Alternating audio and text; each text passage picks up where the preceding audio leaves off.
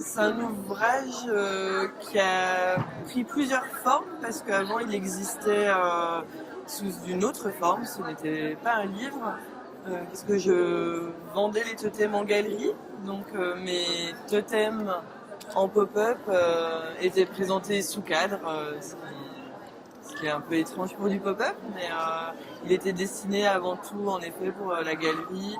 Et après j'en ai fait un livre d'art, Nouvelle Beauté, un livre d'artiste, et c'est que après qu'il est devenu un livre édité. Donc il a pris plein de formes différentes. Et qu'est-ce qui vous intéresse justement dans le pop-up? Le volume, le fait qu'on puisse créer un volume avec du papier.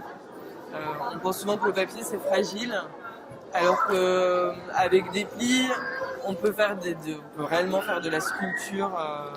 Et je trouve ça assez magique d'avoir un matériau simple au départ, parce que le papier, on peut en trouver partout, donc c'est un matériau très très simple, avec quoi on peut faire des merveilles, et j'aime bien ça.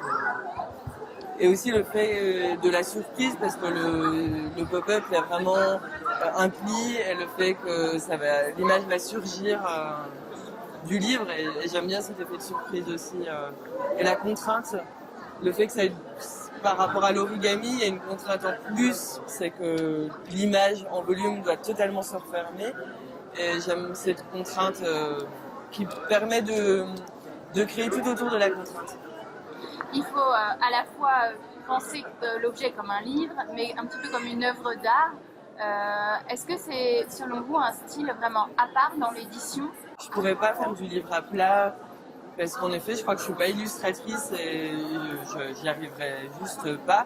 J'ai besoin, moi, de concevoir du volume. Enfin, ce qui m'intéresse, c'est vraiment le volume. Et après, je vais placer de la couleur et de l'image, quelque part, le graphisme qui est imprimé dessus.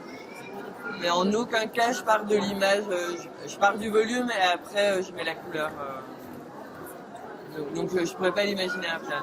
Et c'est un style un genre qui se développe finalement. On a l'impression qu'il y en a de plus en plus, qu'il y a plus de choix, Oui. plus de liberté.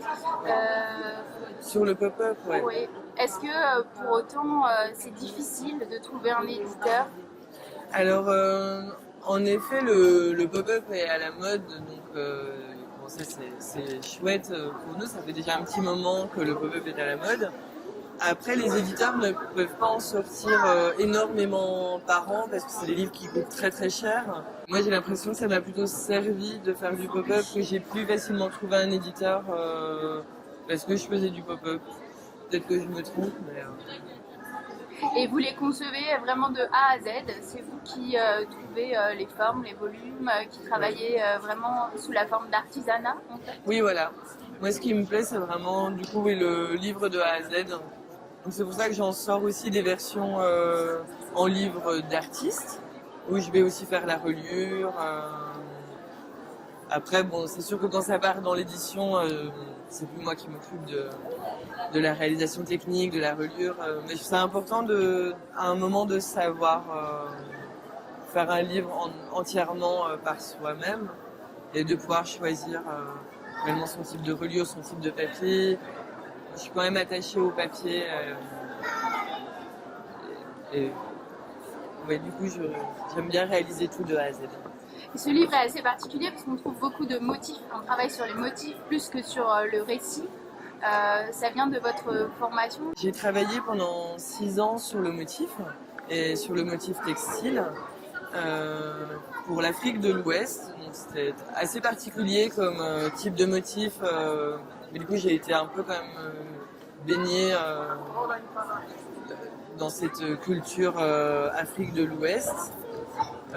Mais par contre, je devais créer des motifs en noir et blanc. Donc c'était des motifs pour le tissage. Et ça m'a beaucoup frustrée de ne pas pouvoir utiliser la couleur pendant 6 ans. Donc là, quand j'ai arrêté de travailler pour cette entreprise, j'ai eu une énorme envie de reprendre la couleur